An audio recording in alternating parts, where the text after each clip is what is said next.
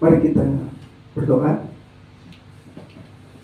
Bapak, terima kasih buat kemurahan-Mu. Kami pagi hari ini berkumpul di tempat ini bersekutu, memuji muliakan Engkau. Dan pada saat pagi hari ini kan buka hati kami untuk mendengarkan firman-Mu. Roh Kudus menerangi hati dan pikiran kami. Roh Kudus mengajar kami, membimbing kami, sehingga kami dapat mengerti kebenaran firman Tuhan. Dan firman yang kami dengar, kami mengerti, kami pahami itu, kami hidupi di dalam kehidupan kami. Kami siap pagi hari mendengarkan firman-Mu, karena kami tahu bahwa firman-Mu hidup dan berkuasa, yang menerangi kami dalam jalan kami. Dalam nama Tuhan Yesus Kristus, kami selalu berdoa. Haleluya. Percaya kita sama-sama katakan, amin. Puji Tuhan. Silakan duduk. Selamat pagi dan salam sejahtera untuk kita semuanya. Pagi hari ini saya mengajak kita untuk mendengarkan firman Tuhan, ya. Yang saya beri tema, apakah orang Kristen bisa murtad? Ya, apakah orang Kristen bisa murtad? Ya. Nah, ini pertanyaan penting sekali, ya, karena pertanyaan ini sering ditanyakan, ya, sering ditanyakan. Dan pertanyaan ini juga pasti bisa muncul pada setiap orang Kristen, ya. Karena ada bagian-bagian dalam kitab suci yang seakan-akan menjelaskan bahwa orang Kristen, orang percaya itu bisa murtad. Nah, nas bacaan kita hari ini dari Ibrani 6 ayat 4 sampai ayat yang ke-12. Ibrani pasal yang ke-6 ayat 4 sampai ayat yang ke-12. Kalau sudah menemukan, kita akan baca bersama secara bergantian. Saya baca ayat 4, Bapak Ibu ayat 5 sampai ayat 12. Saya ayat genap, Bapak Ibu ayat ganjil, secara bergantian. Mari kita bangkit berdiri. Saya ayat 4, ayat genap, Sarah ayat 5 ganjil, dan seterusnya, ya. Saya mulai. Sebab mereka yang pernah diterangi hatinya, yang pernah mengecap karunia surgawi, dan yang pernah mendapat bagian dalam Roh Kudus, dan yang mengecap firman yang baik dari Allah, dan karunia-karunia dunia yang akan datang. Namun yang murtad lagi tidak mungkin dibaharui sekali lagi demikian, hingga mereka bertobat. Sebab mereka menyalibkan lagi anak Allah bagi diri mereka dan menghinanya di muka umum. Sebab tanah yang menghisap air hujan yang sering turun ke atasnya, dan yang menghasilkan tumbuh-tumbuhan yang berguna bagi mereka yang mengerjakannya, menerima berkat dari Allah.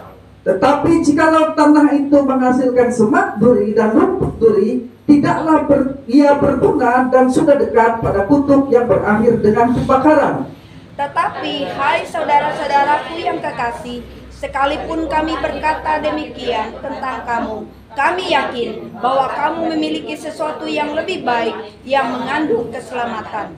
Sebab Allah bukan tidak adil, sehingga ia lupa akan pekerjaanmu dan kasihmu yang kamu tunjukkan terhadap namanya oleh pelayanan kamu kepada orang-orang kudus yang masih kamu lakukan sampai sekarang. Tetapi kami ingin supaya kamu masing-masing menunjukkan kesungguhan yang sama untuk menjadikan pengharapanmu suatu milik yang pasti sampai pada akhirnya. Agar kamu jangan menjadi lamban, tetapi menjadi penurut-penurut mereka yang oleh iman dan kesabaran mendapat bagian dalam apa yang dijanjikan Allah. Amin. Silakan duduk kembali. Apakah orang Kristen bisa murtad? Nah, Bapak Ibu dan Saudara, dengar baik-baik penjelasan hari ini supaya clear, supaya nanti saudara diteguhkan hari ini. Dan saudara, kalau ada orang yang bertanya kepada saudara, apakah orang Kristen bisa murtad atau tidak, saudara bisa memberikan jawaban. Ya. Nah, jika pertanyaannya adalah apakah orang Kristen bisa murtad, maka jawabannya ya, orang Kristen bisa murtad. Tetapi jika pertanyaannya, perhatikan ini. Tetapi jika pertanyaannya, apakah orang Kristen sejati bisa murtad? Maka jawabannya tidak. Orang Kristen sejati tidak akan bisa murtad. Nah, maksudnya bagaimana? Oh, ternyata orang Kristen itu ada yang sejati dan ada yang tidak sejati.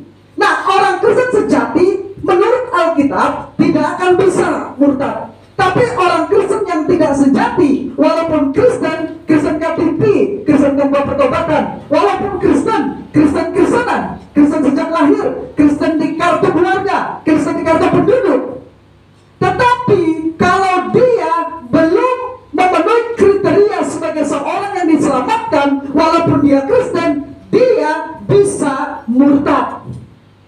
Karena itu pertanyaannya, perhatikan baik-baik. Apakah orang Kristen bisa murtad?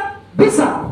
Tapi kalau pertanyaannya, apakah orang Kristen sejati bisa murtad? Jawabannya tidak bisa. Dari mana kita tahu? Nah, ayat Ibrani 6 pasal 6 ayat 4 sampai 12 seringkali dipakai sebagai ayat untuk mendukung pandangan bahwa orang Kristen itu bisa murtad, terutama di ayat yang ke-6. Karena di ayat yang ke-6 dikatakan, ya, namun yang murtad lagi tidak mungkin dibaharui sekali lagi sedemikian hingga mereka bertobat, sebab mereka menyalibkan lagi anak Allah bagi diri mereka dan menghinanya di muka umum. Nah, ayat 6 ini terutama khususnya seringkali digunakan untuk mendukung pandangan bahwa orang Kristen bisa murtad. Tapi nanti dulu, jangan dulu menarik kesimpulan itu kalau kita belum melihat konteks ayat ini. Ya, apa yang dimaksud ayat ini? Ya. Pertama, apa yang dimaksud dengan murtad? Pada umumnya kata Yunani untuk murtad adalah apostasi. Apostasi ini digunakan sebanyak kira-kira 14 kali di dalam Alkitab, tapi harus dilihat konteksnya. Arti kata apostasi ini pemberontak, meninggalkan, mundur dari iman, pergi dari iman atau meninggalkan iman. Kata ini digunakan sekali lagi sekitar 14 kali, tapi harus dilihat sesuai dengan konteksnya. Lukas 2 ayat 37, Lukas 4 ayat 13, Lukas 8 ayat 13, Kisah Para Rasul 5 ayat 37, Kisah Para Rasul 12 ayat 10, Kisah Para Rasul 19 ayat 9, Kisah Para Rasul 22 ayat 29, 2 Korintus 12 ayat 8, Ibrani 3 ayat 12, 1 Timotius 4 ayat 1, 2 Timotius 2 ayat 9. Semua menggunakan kata apostasi, kata dasar apostasi. Tapi dilihat konteksnya. Kata itu digunakan untuk apa? Bisa berarti pemberontak, bisa berarti meninggalkan, bisa berarti mundur, bisa berarti mundur dari iman, pergi dari iman, atau meninggalkan iman. Misalnya di Lukas pasal 4 ayat 13 dikatakan iblis mundur meninggalkan Tuhan waktu pencobaan. Jadi digunakan kata apostasi. Mundur berarti meninggalkan Tuhan, dia pergi setelah dia mencobai. Nah, makanya konteksnya harus diperhatikan. Kata apostasi, nggak boleh sembarangan menerjemahkannya, harus dilihat konteksnya. Kita kira-kira menggunakan apa menerjemahkan ini pengertian apostasi itu. Tapi di dalam 1 Timotius pasal 4 ayat 1 memang akan ada orang yang murtad dikatakan, meninggalkan iman. 2 Timotius 2 ayat 9 juga sama diberitahukan. Ada orang yang meninggalkan iman. Ya. Jadi lihat konteksnya penggunaan kata itu. Nah, saudara dikasih Tuhan. Nah, kata Yunani murtad di Ibrani pasal 6 ayat 6 bukan menggunakan kata apostasi. Perhatikan. Kata Yunani di Ibrani pasal 6 ayat 6 yang diterjemahkan dengan murtad tidak menggunakan kata apostasi, tetapi kata parapipto. Parapipto itu hanya satu kali disebutkan di dalam ayat itu, Ibrani 6 ayat 6. Satu kali saja digunakan. Tadi yang paling umum digunakan untuk murtad adalah apostasi. Satu kali saja digunakan. Dan penggunaannya ini digunakan untuk siapa? Nah, nanti kita akan jelaskan nanti. Ibrani pasal 6 ayat 6 ayat 4 sampai ayat yang ke-12 kita bicarakan nanti. Ya. Kata parapipto itu berarti menyimpang dari jalan yang benar, menyimpang dari iman yang benar. Tidak dikatakan diterjemahkan dengan mundur, meninggalkan atau memberontak, tetapi kata itu diterjemahkan dengan menyimpang. dari iman yang benar atau dari jalan yang benar, ya. Jadi apa itu murtad? Kita sudah lihat ada dua kata yang digunakan, kata apostasi dan kata parapito. Satu-satunya kata parapito digunakan di Ibrani pasal 6 ayat yang ke-6, ya. Nah, sekarang itu yang pertama, apa itu murtad? Sekarang pertanyaannya, karena tadi apakah orang Kristen bisa murtad? Jawabannya bisa. Apakah orang Kristen sejati bisa murtad? Jawabannya tidak bisa, tidak mungkin. Pertanyaan yang berikutnya, apa yang dimaksud dengan orang Kristen sejati? Apa yang dimaksud dengan orang Kristen sejati? Simak baik-baik. Menurut Alkitab, orang Kristen sejati adalah orang yang telah diselamatkan dengan ciri-ciri. Nah, perhatikan ciri-cirinya. Orang Kristen sejati adalah orang Kristen yang sudah diselamatkan dengan ciri-ciri. Sebaliknya, orang Kristen saja yang tidak sejati atau orang Kristen tanpa pertobatan, orang Kristen yang belum diselamatkan, tentu saja tidak memiliki ciri-ciri yang dimiliki orang Kristen sejati. Apa ciri-ciri orang Kristen sejati yang sudah diselamatkan ini? Saudara-saudara komunikasi oleh Tuhan, kita akan melihatnya. Yohanes 5 ayat yang ke-24. Tidak semua ayat saya tampilkan. Aku berkata kepadamu, sesungguhnya barang siapa mendengar perkataanku dan percaya kepada Dia yang mengutus aku, ia mempunyai apa? Hidup yang kekal. Barang siapa mendengar perkataanku dan percaya. Jadi orang Kristen sejati yang pertama percaya kepada Kristus, ya. Ia mempunyai hidup yang kekal. Yang kedua, orang Kristen sejati bukan hanya mendengar perkataan Tuhan lalu percaya kepada apa yang dikatakan oleh Tuhan, tetapi yang kedua, dia memiliki hidup yang kekal. Kalau hanya mendengar tapi tidak percaya, belum memiliki ciri-ciri orang Kristen sejati. Mendengar dan percaya lalu memiliki hidup yang kekal. Karena dia memiliki hidup yang kekal, tidak turut dihukum. Ia sudah pindah, metabekeke, sudah pindah dari dalam maut ke dalam hidup. Metabekeke ini sama seperti seseorang yang sedang menyeberang sebuah jembatan. Dia berpindah dari posisi sini ke posisi sebelah, lalu jembatan ini dirobohkan. Dia tidak bisa balik lagi. Dia sudah pindah dari dalam maut ke dalam hidup. Kalau sudah pindah dari dalam maut ke dalam hidup, berarti keselamatannya terjamin. Ini ayat yang pertama. Yang bicara ini siapa? Yesus. Ingat, prinsip penafsiran Alkitab adalah bahwa otoritas paling tinggi yang dimiliki di dalam pernyataan Alkitab adalah pernyataan yang langsung dan jelas. Itu memiliki otoritas paling tinggi. Semua pernyataan-pernyataan teologis lainnya, pernyataan-pernyataan doktrin lainnya harus tunduk di bawah pernyataan yang jelas. Apalagi kalau itu hanya pernyataan penafsiran. Misalnya dia menafsirkan ayat ini maksudnya begini, lalu dia buat sebuah kesimpulan. Tapi kalau bertentangan dengan pernyataan-pernyataan jelas seperti ini, penafsiran itu tidak boleh dianggap memiliki otoritas yang tinggi. Harus tunduk di bawah pernyataan yang jelas. Sebab kalau pernyataan yang jelas dilihat dari pernyataan yang kabur, itu akan mengaburkan pernyataan yang jelas. Yang benar menafsirkan Alkitab itu adalah bahwa pernyataan yang tidak jelas harus ditafsirkan berdasarkan pernyataan yang jelas. Anda tidak bisa memakai kacamata kabur untuk melihat sesuatu yang jelas. Anda harus memakai kacamata yang jelas sehingga yang kabur menjadi jelas. Bisa menangkap? Nah, sayangnya banyak orang menggunakan ayat-ayatnya tertentu yang kurang jelas untuk mendukung pandangan bahwa keselamatan itu tidak terjamin. Bahwa orang Kristen sejati bisa murtad. Itu salah sama sekali. Saya tidak menampik bahwa orang Kristen bisa murtad. Tapi orang Kristen sejati tidak akan bisa murtad. Karena mereka selain percaya kepada Yesus Kristus, mendengarkan perkataan Yesus, mereka memiliki hidup yang kekal. Dan karena mereka memiliki hidup yang kekal, mereka tidak turut dihukum. Karena mereka sudah pindah, sudah terjadi sesuatu yang sudah berlangsung. Nah, yang berikutnya Yohanes 6 ayat ayat yang ke-40. Semua yang diberikan kepada Bapa kepadaku akan datang kepadaku, dan barang siapa datang kepadaku, ia tidak akan kebuang. Sebab aku telah turun dari surga bukan untuk melakukan kehendakku, tetapi untuk melakukan kehendak Dia yang telah mengutus aku.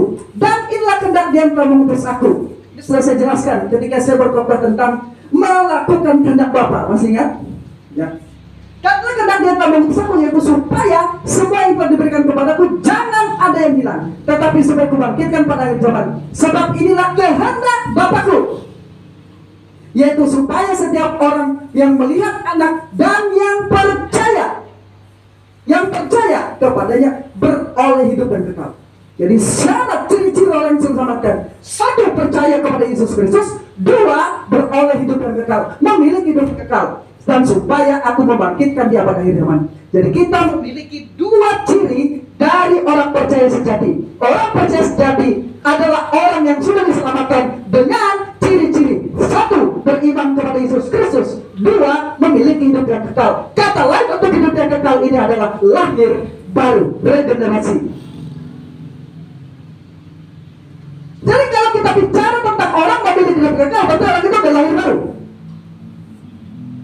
Karena Yesus pasal 2 ayat 1 dan 2 memberitahu kita semua mati, tapi Allah dalam Kristus oleh kasih-Nya telah menghidupkan kita. Dengan demikian menanamkan hidup yang kekal kepada kita. Begitu hidup kekal ini ditanamkan kepada kita oleh Roh Kudus, dilahirkan dari atas. Kita dilahirkan dari atas, Roh Kudus berkarya, dan ketika ini kelahiran baru ditanamkan kepada kita, seketika kita dilahirkan kembali. Kematian rohani kita sekarang dihidupkan. Pada waktu Adam berdosa, secara spiritual dia mati.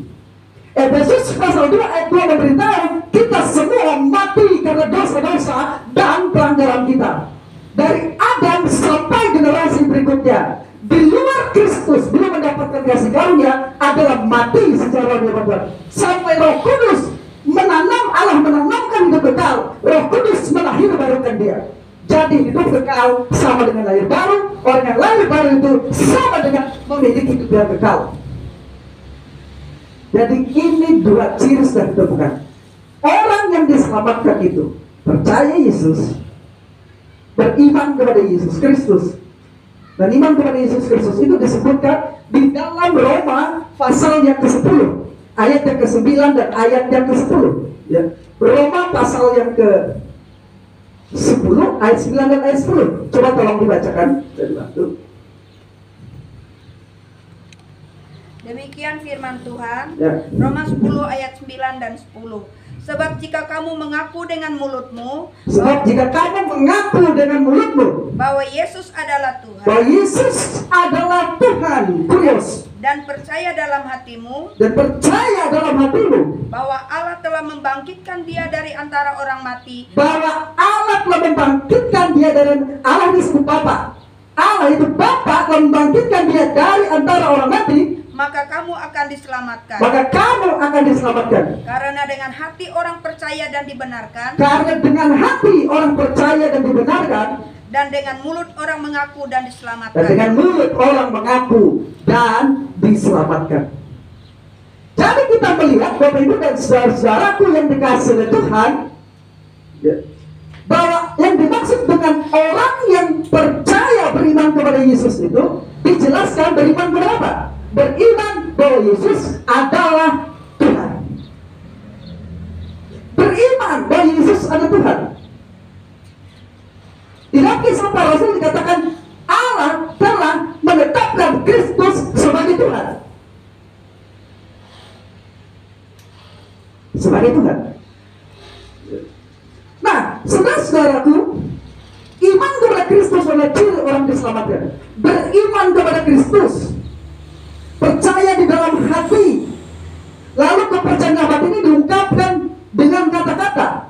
Aku percaya Yesus adalah Tuhan.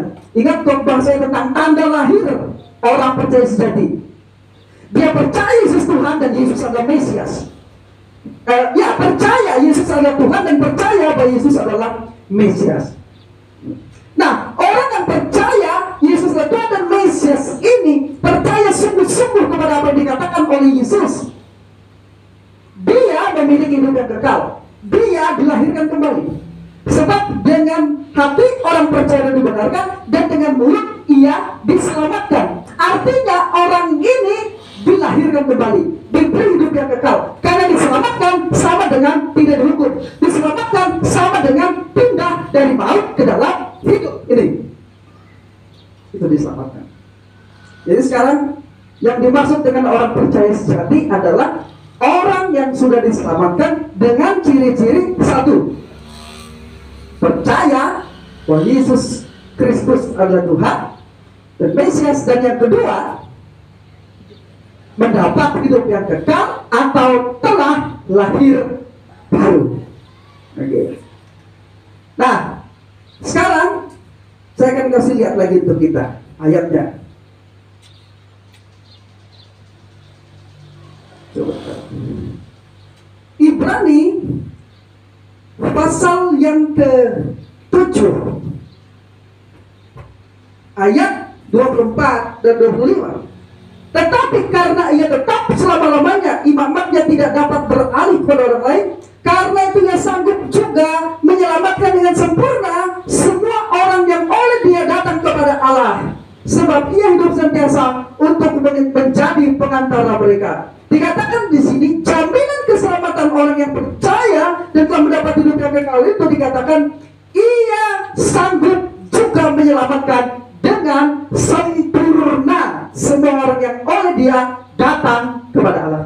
Jadi Yesus sanggup menyelamatkan, memelihara orang yang percaya dan mendapat hidup yang kekal ini secara sempurna.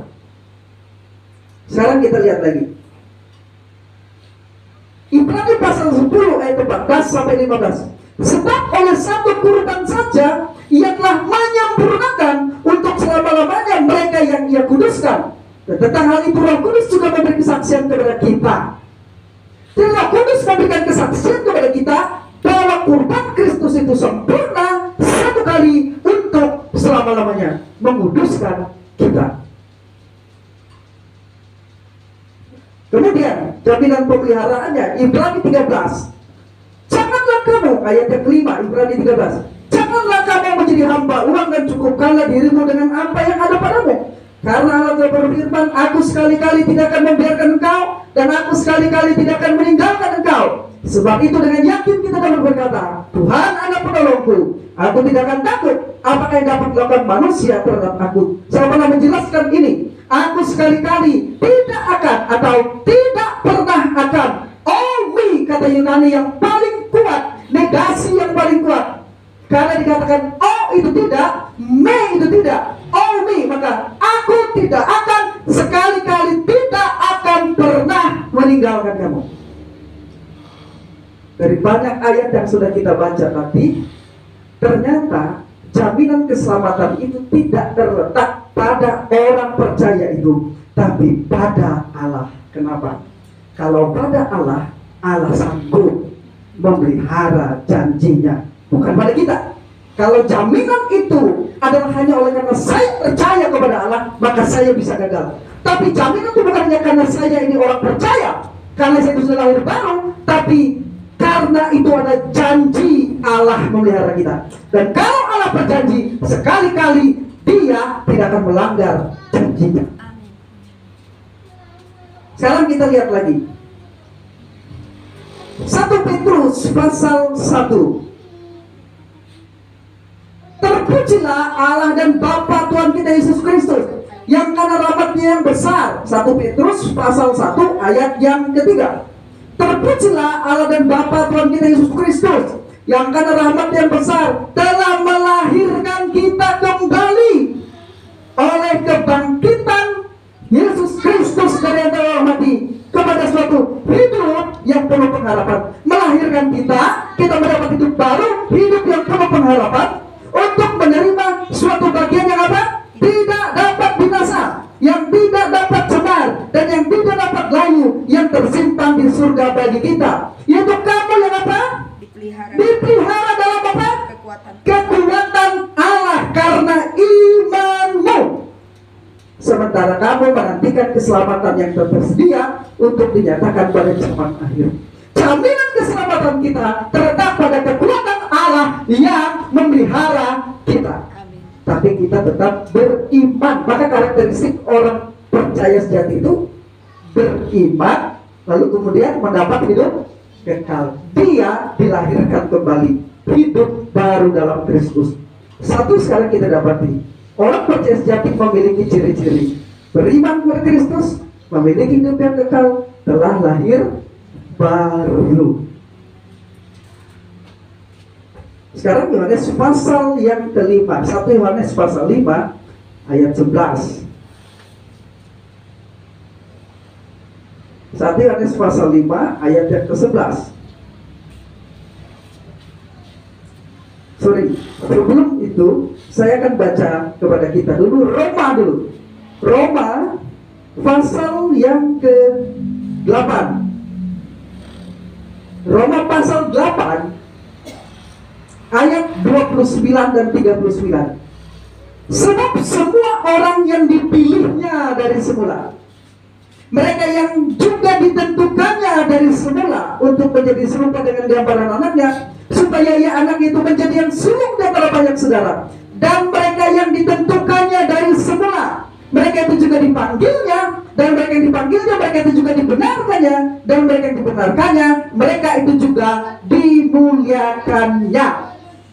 Dari ayat yang kita baca tadi, orang yang diselamatkan memiliki ciri beriman kepada Kristus, memiliki hidup yang kekal, lahir baru, milik Kristus, dipilih menjadi milik Kristus. Sebab semua orang yang dipilihnya dari semula, mereka juga ditentukannya, dan mereka yang ditentukannya, mereka diapakan? Menjadi serupa dengan gambaran anaknya, supaya ia anak itu menjadi yang sulung di antara banyak saudara. Dan mereka yang ditentukannya, mereka itu apa? Dipanggilnya, dan mereka dipanggilnya, mereka itu juga dibenarkannya, dan mereka dibenarkan, mereka juga dimuliakannya. Sekarang kita lihat lagi ayat tadi di 1 Yohanes. 1 Yohanes pasal 5 ayat 11. Dan inilah kesaksian itu: Allah telah mengaruniakan hidup yang kekal kepada kita, dan hidup itu ada di dalam anaknya. Allah telah mengaruniakan hidup yang kekal, sama dengan lahir baru tadi. Barang siapa memiliki anak, ia memiliki hidup. Barang siapa tidak memiliki anak, ia tidak memiliki hidup. Ayat 13, sama itu aku tuliskan kepadamu, supaya kamu yang percaya,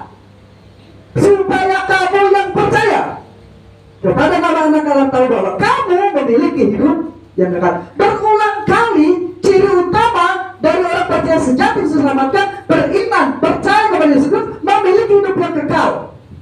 Lalu ditambah lagi dengan pernyataan berikutnya, dibenarkan, dikuduskan, artinya tetap beriman dan bertekun sampai akhir, dan dimuliakan. Jadi saya bisa katakan begini, ciri orang yang sudah diselamatkan itu, ciri orang percaya sejati, karena definisi orang percaya sejati itu adalah orang yang sudah diselamatkan dengan ciri-ciri: 1, beriman kepada Yesus Kristus Tuhan; 2, memiliki hidup yang kekal; 3, lahir baru; 4, beriman sampai akhir; dan 5, bertekun sampai akhir. Orang-orang ini dikuduskan, dibenarkan, dikuduskan, dimuliakan, karena dia beriman sampai akhir dan bertekun dalam akhir. Tapi semua ini terletak pada apa?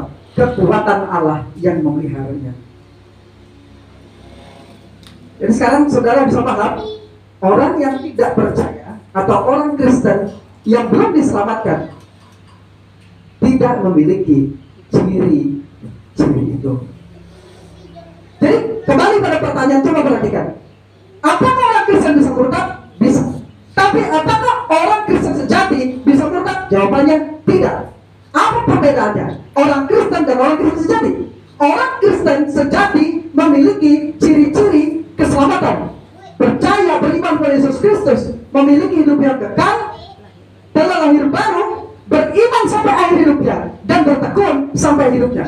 Apakah mereka bisa jatuh? Bisa, tapi mereka segera bangkit dan kembali. Apakah mereka bisa digoda oleh dosa? Bisa digoda Apa mereka bisa menderita, bisa kelaparan, bisa mengalami kemiskinan, dan bisa mengalami sakit penyakit? Bisa. Tapi mereka tetap beriman dan bertekun sampai akhir hidupnya. Itu orang percaya sejati.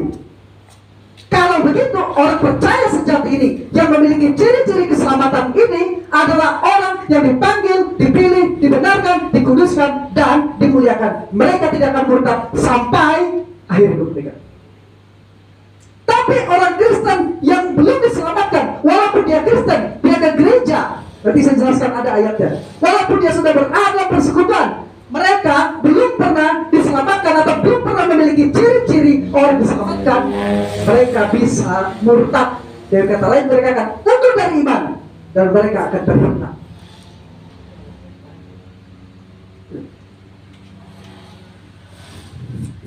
Apakah murtad dalam Ibrani 6 ayat 6 ini adalah orang percaya sejati? Itu pertanyaannya. Apakah orang-orang yang digambarkan sebagai orang-orang yang murtad di dalam Ibrani pasal 6 ayat 4 sampai 6 ini adalah orang percaya sejati? Jawabannya tidak. Dari mana kita tahu? Karena mereka tidak memiliki ciri-ciri orang yang telah diselamatkan. Apa ciri-ciri orang yang telah diselamatkan tadi? 1. Beriman pada Yesus Kristus Tuhan. 2.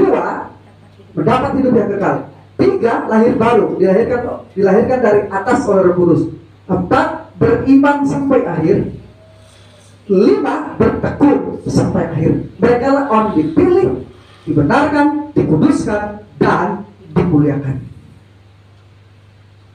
Dari mana kita tahu mereka tidak memiliki ciri-ciri itu? Apakah mereka Kristen? Ya, mereka Kristen. Karena mereka ada di persekutuan. Orang-orang percaya, orang-orang yang berada di jemaat orang-orang Ibrani. Surat kepada orang Ibrani, kalian jemaat orang-orang Ibrani.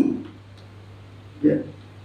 Nah, penulis kitab Ibrani mengetahui bahwa akan ada orang-orang Kristen, tapi mereka belum memiliki ciri-ciri orang yang diselamatkan, tapi berada di perkumpulan orang Kristen. Dari mana kita lihat? Mari kita lihat.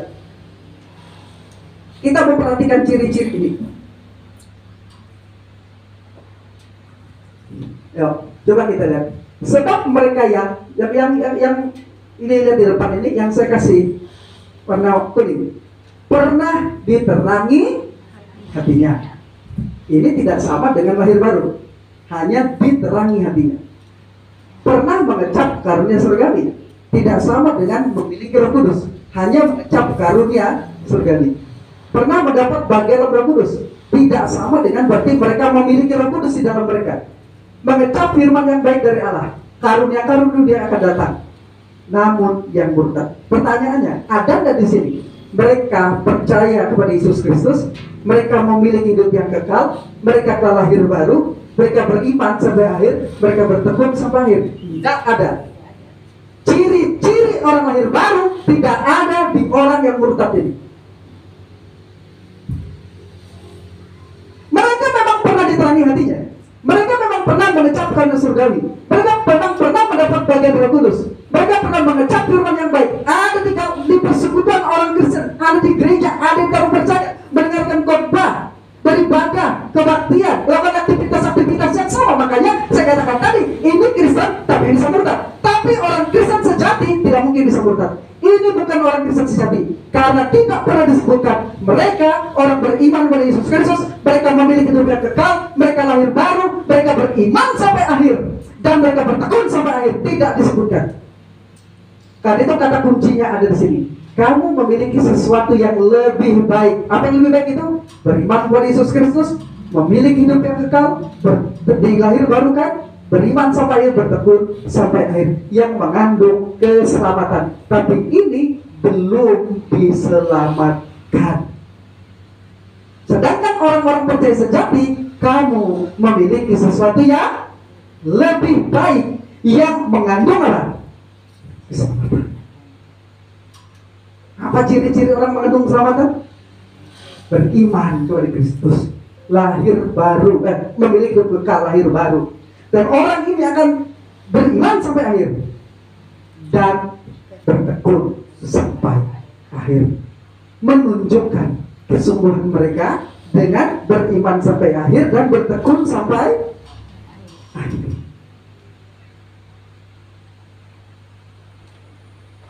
Supaya kamu masing-masing menunjukkan kesungguhan, ya, menjadi penurut-penurut mereka yang oleh iman dan kesabaran mendapat bagian dalam apa yang telah dijanjikan. Itu artinya mereka ini sungguh-sungguh menunjukkan bahwa mereka adalah orang yang beriman kepada Kristus, telah memiliki rumah kata lahir baru, ditunjukkan dengan apa? Dengan kesungguhan mereka. Karena mereka menyadari mereka memiliki sesuatu yang lebih baik yang mengandung keselamatan. Berbeda dengan orang-orang ini. Jadi kalau menggunakan ayat ini lalu mengatakan orang-orang ini sudah diselamatkan, stop, nanti dulu. Ini ayat yang belum jelas menyatakan orang itu belum selamatkan. Tapi ciri-ciri orang yang sudah diselamatkan jelas disebutkan. Saya kita baca tadi ayatnya, percaya kepadaku, aku memberi mereka hidup yang kekal.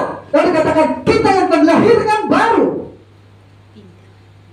Itu adalah ciri-ciri yang pasti dari orang yang diselamatkan. Kalau ini pernah diterangi hatinya, datang ke persekutuan, dia diterangi hatinya, dia mendapat penerangan bahwa Yesus adalah Tuhan, tapi dia tidak percaya dan tidak mengakui. Dia pernah mendapat bagian dalam Roh Kudus, bisa. Makanya dalam kebaktian ada orang yang tidak percaya datang bisa disembuhkan. Dia mengecap karunia Roh, bisa disembuhkan, tapi dia pulang tidak mengakui Yesus Tuhan dan Juru Selamatnya. Tiga kali ada. Pernah mengecap firman yang baik, pernah mendengarkan khotbah. Saudara-saudara, jika saudara percaya kepada Yesus Tuhan dan saudara diselamatkan, dia dengar itu, dia kecap itu. Dia juga mengalami karunia dunia yang akan datang. Dia dapatkan itu sebagiannya. Tapi dia sekali lagi tidak sungguh-sungguh percaya kepada Yesus dan belum mendapat hidup yang kekal. Maka ayat ini tidak bicara tentang orang Kristen sejati, tapi bicara tentang orang Kristen yang sudah berada di persekutuan, di dalam gereja, mendengarkan khotbah, mengalami kuasa Tuhan, mengalami kasih Tuhan, mengalami lawatan Tuhan, tapi dia tidak sungguh-sungguh percaya, dia belum lahir baru, belum memiliki hidup yang kekal. Kalau orang sudah memiliki hidup yang kekal, tidak mungkin dia murtad, karena dia sudah pindah dari dalam maut ke dalam hidup. Bisa menangkap ini? Oke. Jadi kita mengingat kembali bahwa orang percaya sejati adalah mereka yang telah diselamatkan, yaitu orang-orang memiliki ciri-ciri beriman kepada Kristus, memiliki hidup yang kekal, lahir baru. Mereka adalah milik Kristus. Mereka beriman sampai akhir, bertekun sampai akhir.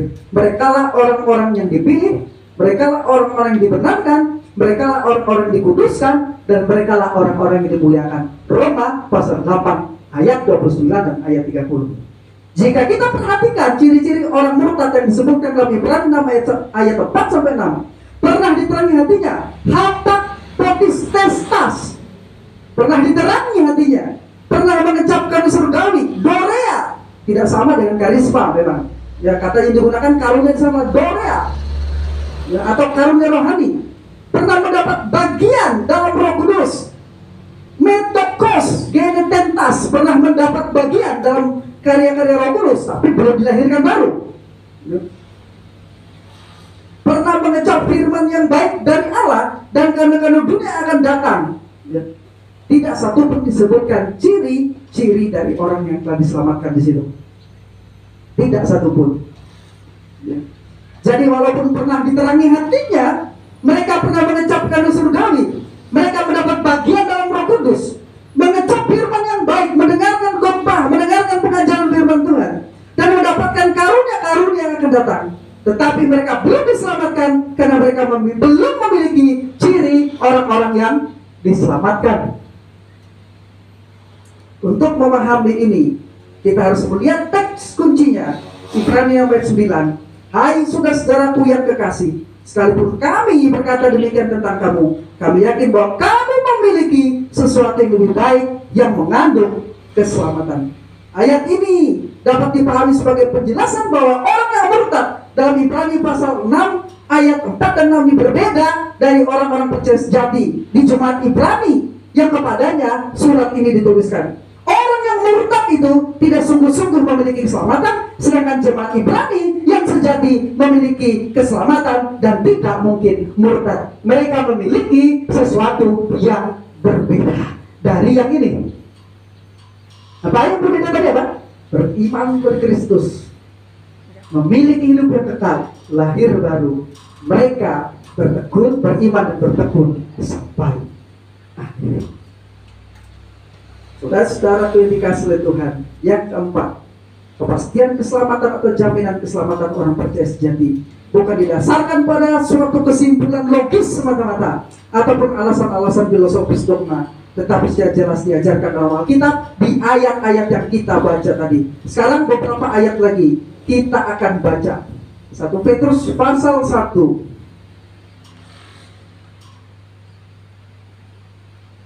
Oh, sudah tadi ya 1 Petrus. Sudah ya? Oke, nanti saya akan baca kepada kita yang di sini.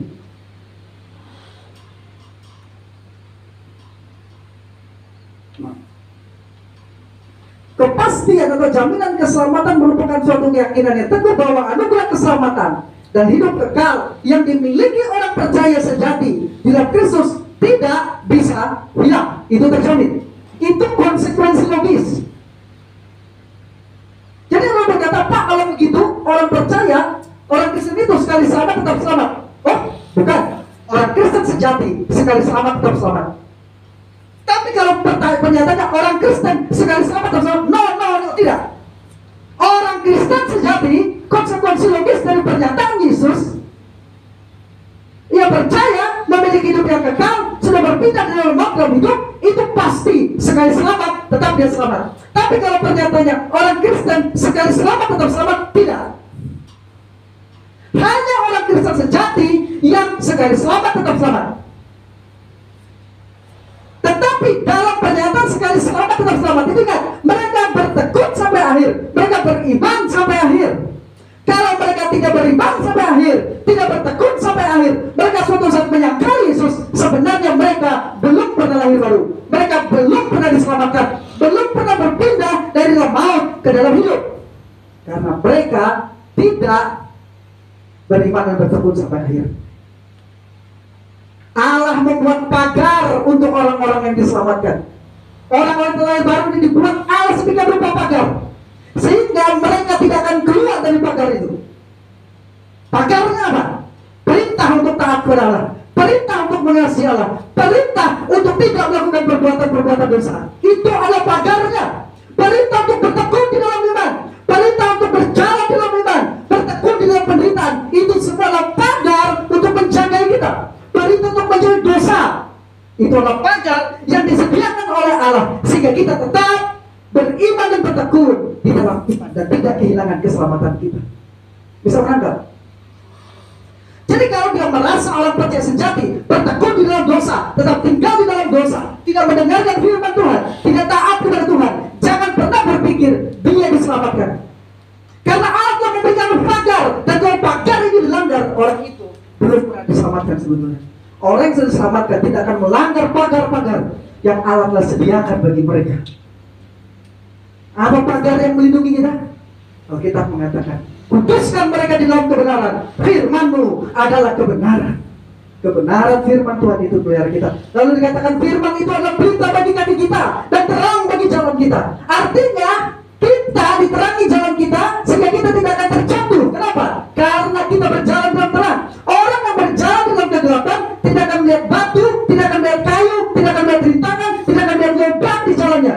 Tapi orang yang berjalan dalam terang firman Tuhan, ada batu dia tahu, ada sandungan dia tahu, ada lubang dia tahu, dia tidak akan terjatuh karena dia berjalan dalam firman. Ini yang saya sebut sebagai pagar yang Allah sediakan, yang menyebabkan orang itu tidak dapat jatuh. Selain Allah melindungi dan memelihara mereka dan kekuatannya, Allah memberikan pagar perlindungan, peringatan-peringatan, perintah-perintahnya. Bertekunlah di dalam iman, taatilah firman-Nya, kasihilah Allah. Ada begitu banyak perintahnya. Dan kalau kita menaati itu, kita bertekun, beriman dan bertekun sampai akhir, kita ada orang diselamatkan. Maka orang Yahudi yang melihat dia dan berkata kepadanya, berapa lama lagi kau biarkan kami hidup dalam kebimbangan? Jikalau kau Mesias, katakanlah terus terang kepada kami. Yesus menjawab mereka, aku telah mengatakannya kepadamu, tetapi kamu tidak percaya. Pekerjaan-pekerjaan lakukan dalam nama Bapakku, itu yang memberikan kesaksian aku, tetapi kamu tidak percaya. Kamu tidak termasuk domba. Padahal Yesus sudah mengatakan kepada mereka, tapi mereka tidak percaya. Artinya mereka telah mendengar firman yang baik, tapi mereka tidak percaya. Di Ibrani ini mereka telah mengecap firman yang baik, tapi mereka tidak percaya. Kamu tidak percaya karena kamu tidak termasuk dombaku. Domba-dombaku mendengarkan suaraku. Ini pagarnya. Orang yang sudah lahir baru itu pasti mendengarkan suara Tuhan, pasti mendengar peringatan-peringatan Tuhan, pasti mendengar perintah-perintah Tuhan. Tidak bisa tidak. Ketika mereka terjatuh, mereka segera berbalik karena mereka dengar suara Tuhan. Aku mengenal mereka. Ini adalah sebuah relasi intimasi yang tidak dimiliki oleh orang yang tidak percaya, ya. Dan mereka mengikut dia sampai akhir, dan aku memberikan hidup yang kekal kepada mereka. Mereka pasti tidak akan binasa sampai selama-lamanya. Kata mereka pasti tidak akan binasa sampai selama-lamanya ini ditunjukkan sampai akhir hidup mereka. Sebenarnya pengertiannya, mereka tidak akan binasa sampai akhir hidup mereka. Berarti mereka tetap beriman dan bertekun sampai akhir hidup mereka. Dan seorang pun tidak akan merebut mereka dari tanganku. Bapakku yang memberikan mereka kepadaku lebih besar daripada siapapun, dan seorang pun tidak dapat merebut mereka dari tangan Bapa. Tidak ada pernyataan yang paling jelas. Semua pernyataan lain harus tunduk kepada pernyataan yang jelas ini. Orang percaya sejati, mendengar firman Tuhan, taat kepada Tuhan, mendapat hidup yang kekal, tidak akan binasa. Siapa mengatakannya? Tuhan sendiri. Karena tidak ada seorang yang dapat merebutnya dari tangan Yesus, dan tidak ada seorang pun yang dapat merebutnya dari tangan Bapa. Ini yang menjadi jaminan keselamatan orang percaya sejati.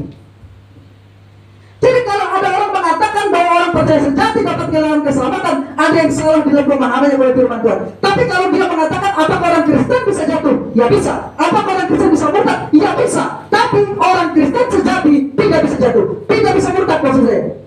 Apakah dia bisa terjatuh? Bisa. Tapi dia tidak akan murtad. Dia akan segera kembali. Karena Allah memiliki pagar atas. Karena murtad itu berarti meninggalkan iman. Tapi kalau orang jatuh belum tentu dia meninggalkan iman. Dia harus segera berbalik. Dia segera bertobat.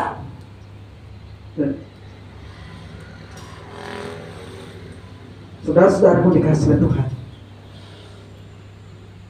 ini jaminannya.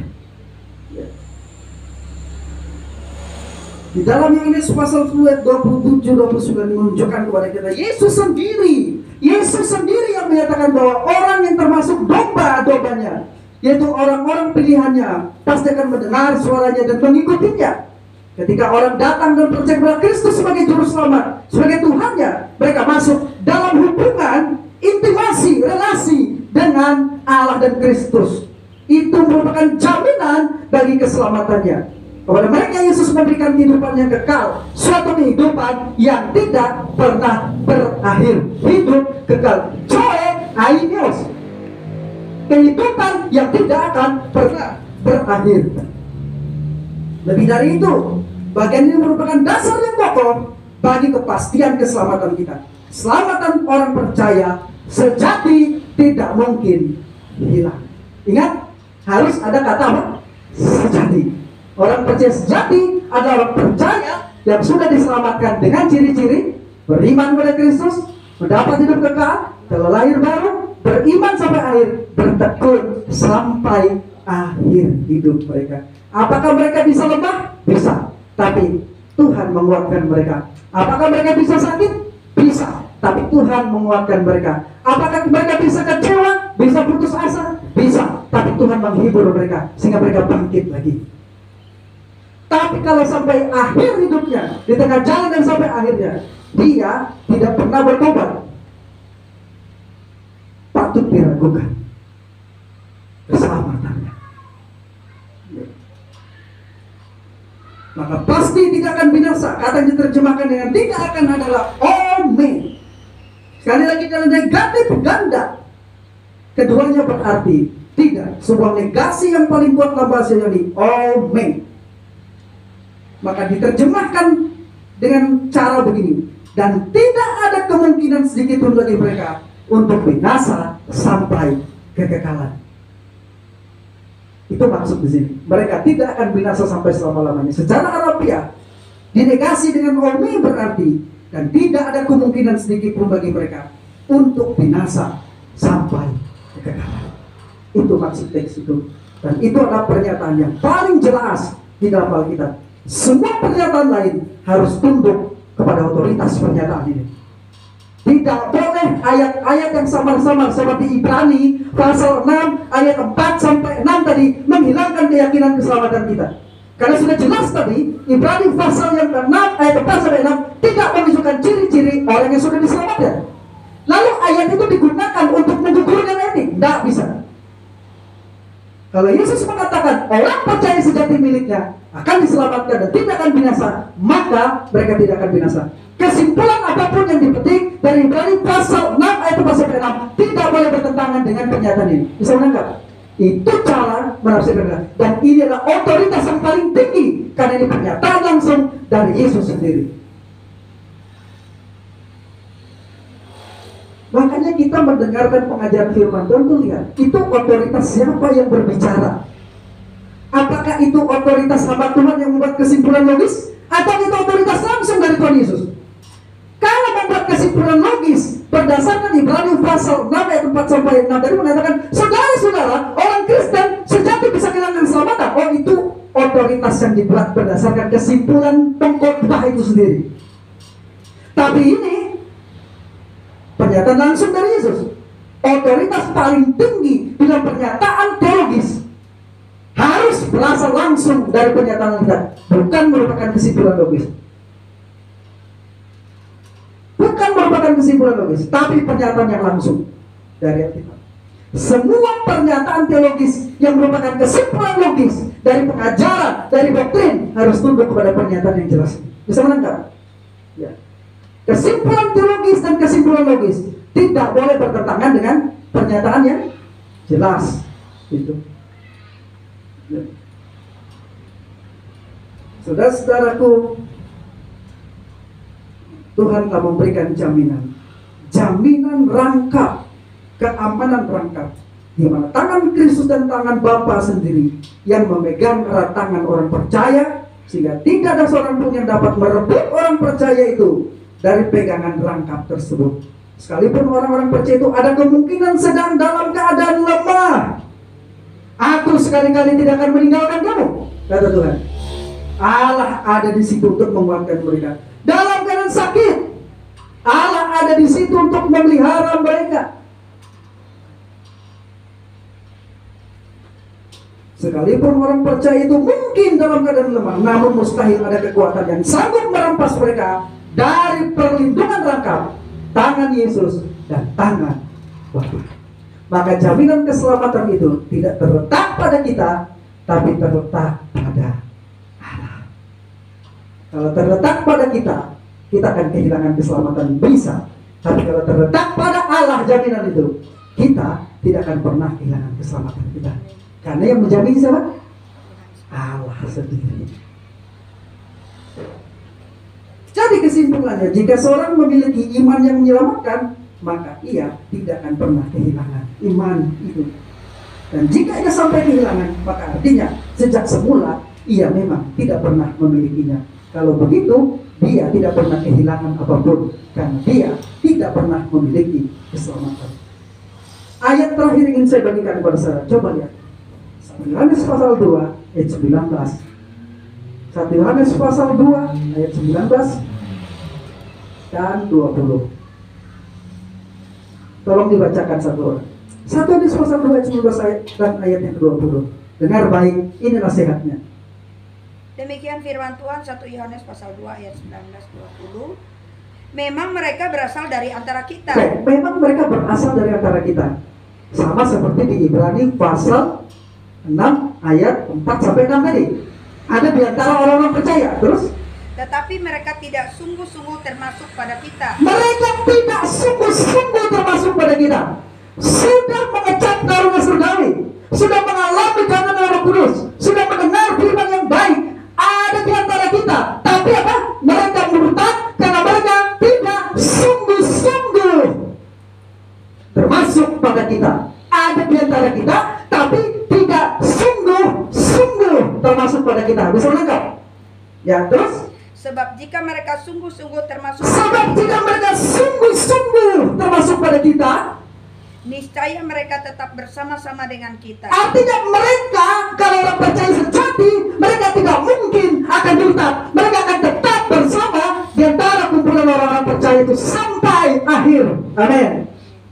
Tetapi hal itu terjadi supaya menjadi nyata bahwa tidak semua orang sungguh-sungguh termasuk pada kita. Jadi tidak semua orang yang ada di gereja, tidak semua orang Kristen itu sungguh-sungguh adalah orang percaya sejati. Terus? Tetapi kamu telah beroleh pengurapan. Hanya orang yang telah beroleh pengurapan dari Yang Kudus. Terus? Dan dengan demikian kamu semua mengetahui. Kamu semua mengetahui. Ini peringatan yang sangat-sangat serius. Tidak semua orang yang ada dalam perkumpulan gereja, perkumpulan jemaat di mana saja adalah orang yang sungguh-sungguh diselamatkan. Maka kita harus memeriksa diri kita. Saya bilang tadi, apakah kita sudah benar-benar percaya kepada Yesus Kristus Tuhan sampai akhir hidup kita nanti? Apakah kita bertekun dalam iman sampai akhir hidup kita? Apakah kita sudah memiliki hidup yang kekal dan terlahir baru? Kalau kita terlahir baru dari hidup kekal, ada pagar-pagar yang akan kita taati, yang tidak akan kita langgar. Kita diperintah taati perintahku, lakukan perintahku, kasihi Allah. Jauhi kejahatan, jangan berbuat dosa. Itulah pagar-pagar yang melindungi kita, yang telah memiliki hidup kekal dan lahir baru. Jadi kalau dia orang percaya seenaknya kalau merasa sekali selamat tetap selamat, sebenarnya dia tidak selamat. Kalau dia dengan bebas melanggar firman Allah, melanggar perintah Allah, melakukan dosa dan berbuat dosa sampai hidupnya, berarti orang ini beriman di atas iman, bukan beriman di atas firman. Orang yang beriman di atas firman akan tahu bahwa kalau dia salah, dan dia akan akui di hadapan Tuhan. Dia akan bertobat dengan sungguh-sungguh, aku salah, aku berdosa di hadapan-Mu, aku mohon ampun dengan sungguh-sungguh. Allah setia dan adil. Saudara pasal 19, dia mengampuni orang yang berdosa, yang mengaku dosanya. Dosa tetaplah dosa sampai dosa diakui dan bertobat. Dan orang yang bertobat dengan sungguh-sungguh menandakan bahwa dia memiliki hati Allah dalam hidupnya. Dia memiliki hidup kekal di dalam dirinya. Dia memiliki kelahiran baru dalam hidupnya. Karena dia tahu ini kehendak Allah, aku akan menaatinya. Dan dia tahu yang mana yang bukan kehendak Allah. Maka kita selalu mendengar firman di dalam Matius pasal 7 ayat yang ke-21, ayat sampai 20, bukan setiap orang berseru kepadaku Tuhan, Tuhan akan masuk dalam kerajaan surga, mereka yang melakukan kehendak Bapakku yang di surga. Karena mereka memiliki pengenalan akan Bapa di surga. Mereka telah lahir baru, memiliki hidup yang kekal. Dan orang telah lahir baru memiliki hidup kekal ini, kesukaannya adalah melakukan kehendak Bapa. Berdasarkan penjelasan dari Rasul Yohanes tersebut, Yohanes pasal 2 ayat 19-20, kita mengerti bahwa adalah hal yang mungkin bagi seseorang untuk tertarik terhadap unsur-unsur dari kekristenan tanpa pernah menerima Kristus. Dia datang ke gereja, dia mendengarkan khotbah, bahkan dia bisa disembuhkan dari sakit penyakitnya, tapi dia tidak pernah memiliki intimasi dengan Kristus. Dengan kata lain, dia belum pernah percaya dengan sungguh-sungguh, belum pernah memiliki hidup yang kekal, dan belum pernah lahir baru. Bagaimana dia bisa bertekun dalam iman? Bagaimana dia bisa bertekun sampai akhir kalau dia tidak pernah memiliki hidup yang kekal dan tidak pernah lahir baru? Maka dia tidak kehilangan keselamatan sama sekali. Dia memang belum pernah diselamatkan. Dia disebut orang yang murtad. Orang-orang seperti itu tidak sungguh-sungguh memiliki iman yang menyelamatkan dan belum memiliki hidup yang kekal di dalam Kristus. Sehingga mereka disebut sebagai orang-orang yang termasuk pada kita, kata Yohanes. Tidak termasuk pada kita, kata orang-orang yang tidak termasuk pada kita. Atau dengan kata lain, memang belum pernah diselamatkan. Mereka tidak kehilangan keselamatan karena mereka tidak pernah memiliki keselamatan. Jadi orang yang murtad di dalam Ibrani pasal 6 ayat 4-6 adalah orang yang memang belum pernah memiliki keselamatan. Sama enggak? Ya. Bagaimana mereka bisa kehilangan keselamatan? Kehilangan sesuatu yang tidak dimiliki. Anda tidak memiliki motor, lalu saudara bilang, saya kehilangan motor saya. Apanya yang hilang? Anda tidak pernah memiliki motor. Itu gambaran dari orang yang datang ke gereja, beribadah, mendengarkan firman, mengalami mujizat kesempurnaan Tuhan, tapi akhirnya mereka berubah menjadi orang yang bukan Kristen lagi. Akhirnya menjadi pembenci Yesus. Mereka murtad. Lalu kita bilang, dia kehilangan keselamatan. Tidak, dia bukan kehilangan keselamatan. Dia tidak pernah diselamatkan. Amin. Sama-sama. Karena orang percaya sejati tidak akan pernah bisa kehilangan keselamatan. Dari mana saya? Dari perkataan Yesus sendiri. Kalau bukan Yesus yang mengatakan, saya masih bisa meragukan. Tapi ini Yesus sendiri yang mengatakan, Yesus Tuhan dan Juru Selamat kita. Amin. Percayalah Bapak Ibu dan saudara-saudaraku, ketika kau lemah, Tuhan menguatkan kau, ada di situ. Ketika kau sakit, Tuhan memberi kekuatan kepadamu. Walaupun mungkin saja penyakitmu tidak dapat disembuhkan atau sampai akhir hidupmu engkau tidak sembuh dari penyakitmu, jangan mempermasalahkan itu. Bukan engkau tidak beriman, tapi Tuhan izinkan itu. Yang Tuhan dia adalah ketekunan dan kesetiaanmu sampai akhir hidupmu. Amin. Tapi selama kita bisa minta kepada Tuhan supaya kau sehat, supaya kau sembuh. Amin. Dan saya percaya kita diberikan hak untuk meminta karena kita adalah anak. Amin. Mintalah berkat dari Tuhan, mintalah kesembuhan dari Tuhan. Tapi bertahanlah di dalam aniaya, bertahan dalam sakit penyakit, bertahan dalam penderitaan. Jangan undur dari imanmu. Amin. Ya. Karena orang yang bertahan sampai akhir ini menunjukkan bahwa dia orang yang telah mendapat urban kekal dan telah dilahirkan kembali. Haleluya, haleluya. Jadi kita telah mendapatkan jawaban yang pasti dari pertanyaan, apakah orang Kristen bisa murtad? Bisa. Tapi jika pertanyaannya, apakah orang Kristen sejati bisa murtad? Jawabannya tidak bisa. Karena mereka memiliki jaminan keselamatan yang pasti. Siapakah orang-orang Kristen sejati? Orang yang beriman kepada Yesus Kristus, memiliki hidup yang kekal, telah lahir baru, beriman dan bertekun sampai akhir hidupnya. Dan itu Alkitab mendorong kita, marilah kita memandang kepada Yesus yang memimpin kita dalam iman dan membawa iman kita ke pada kesempurnaan. Amin.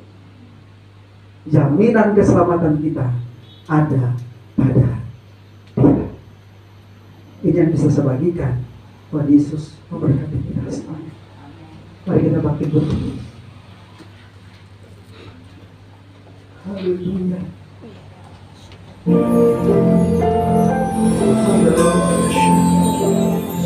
Haleluya berarti terpujilah nama Tuhan. Tidak ada pribadi lain yang layak untuk kita sembah dan kita tinggikan kecuali nama Tuhan kita Yesus. Berapa banyak kau percaya, lambaikan tanganmu tinggi-tinggi dan berikan tepuk tangan yang paling meriah buat Tuhan kita yang layak untuk menerima semua.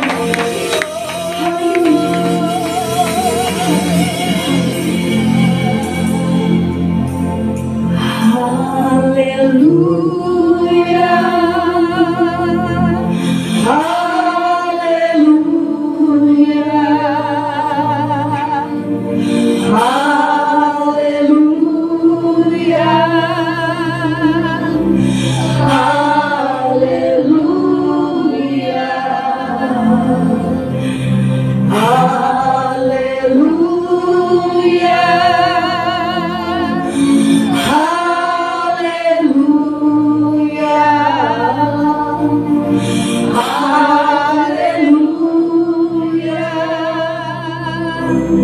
Haleluya.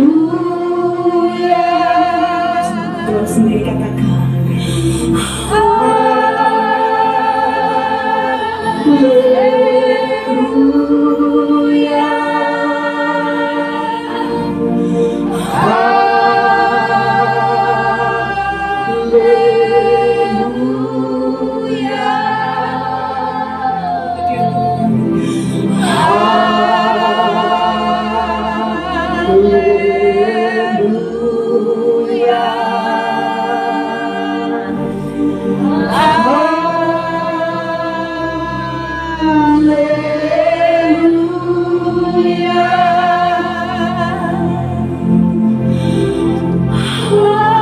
Mari kita memeriksa hati kita.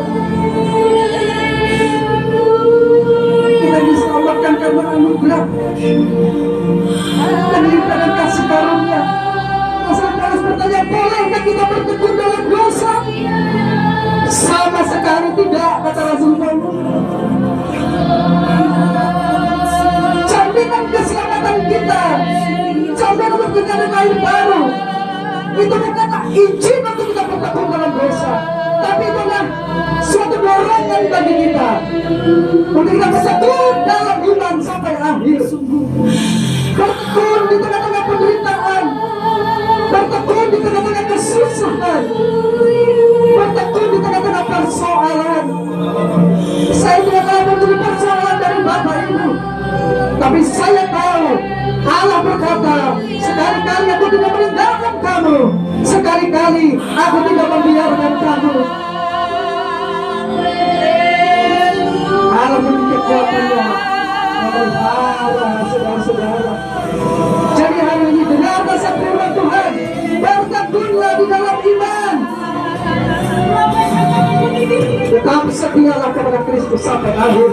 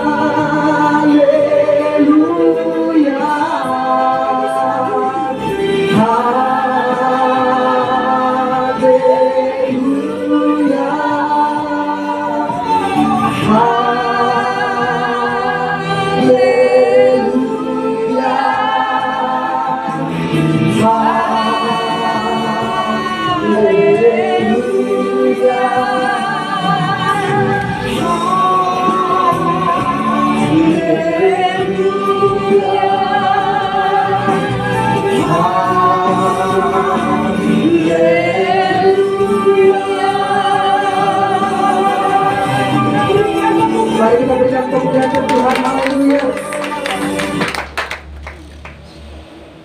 Kita berdiam diri sejenak di hadapan Tuhan. Ada waktu Bapak, Ibu dan Saudara bagi kita untuk merenungkan kehidupan kita, untuk merenungkan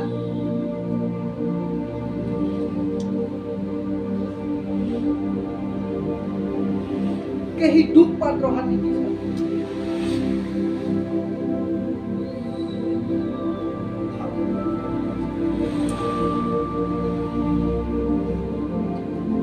Merenungkan firman Tuhan. Sebab aku yakin dan percaya firman Tuhan itu seperti pedang yang tajam bermata dua, memisahkan pikiran dan pertimbangan, memisahkan roh dari jiwa, memisahkan perkara-perkara daging, perkara-perkara rohani. Firman itu memberi kemampuan kepada kita untuk membedakan mana kehendak Allah dan yang bukan.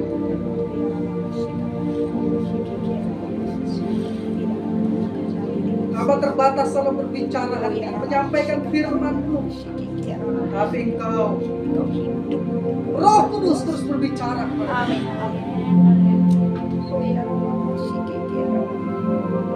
Supaya kami benar-benar yakin kepastian keselamatan kami dijamin oleh Allah dan dijamin oleh Yesus. Supaya kami tidak mudah terombang-ambing oleh berbagai pengajaran yang mengajarkan di luar dari apa yang diajarkan dalam firman Tuhan. Supaya kami bertekun menaati, mendengarkan apa yang dikatakan oleh Tuhan kami Yesus Kristus. Yesus kepala gereja, Yesus yang memimpin kami dalam iman dan membawa iman kami kepada kesempurnaan. Apa doakan untuk jemaatmu yang ada tempat hari ini, dengan segala persoalan pergumulan mereka, Tuhan tolong mereka. Iman mereka tetap kuat, iman mereka tetap teguh. Yang berdosa diberikan kekuatan, kemampuan untuk meninggalkan dosanya, meninggalkan kejahatan. Yang lemah Tuhan kuatkan supaya bangkit lagi. Yang sakit Tuhan sembuhkan. Yang memiliki beban dalam nama Yesus, beban dilepaskan. Rohmu bekerja di tempat. Amin. Roh yang membebaskan. Amin. Roh yang menguduskan. Amin. Roh yang menguatkan kami. Amin. Bukan oleh kekuatan gada, tapi oleh karena Rohmu saja. Terima kasih. Nanti berdoa ucap syukur firman Tuhan, nanti kami syafaat diserahkan kepada Majelis Ramadhani. Silakan coba tutup.